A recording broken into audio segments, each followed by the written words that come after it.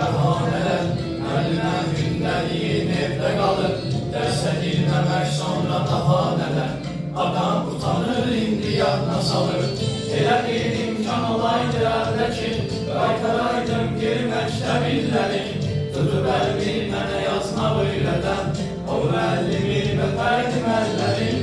Hiç dərsə gedən günü ağlamışam, anam dedi gözüm ardınca baxır.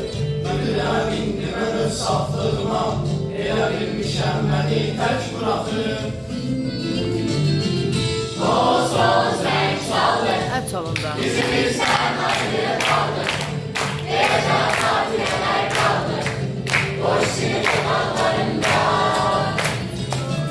Duşlandık gitti, o güzel günlerimiz gitti. Son nefes seçtiğimiz gitti, koridor uzaklarında.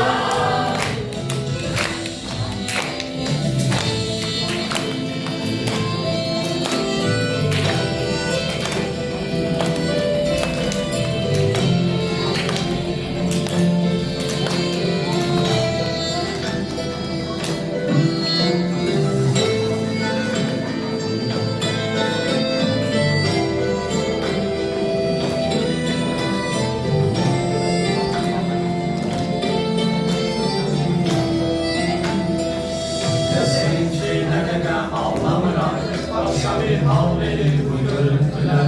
Lisəyi kimsə bitər məktəbini, indi mən kimdə bəs bu üzüntülər. Qorxuram ki bir də biz görüşməyək, məktəb yolu o da həsrət küsəsi. Onların böyüklər niyə ağlayır, bu imiş uşaqlığın son gecəsi. Dərs alinama sən deyləmişəm, həyəcandan o qədər tərləmişəm. Mən onun eşqi ilə bendeliyim, tərbəlim bircə bir əzbərləmişəm. Orta yoldaşımdır, yoxdur xəbərim, 10 ildir ürək almaq üçün. Neçə gün bu pulun toplamışam, ona bir dəst etsək almaq üçün.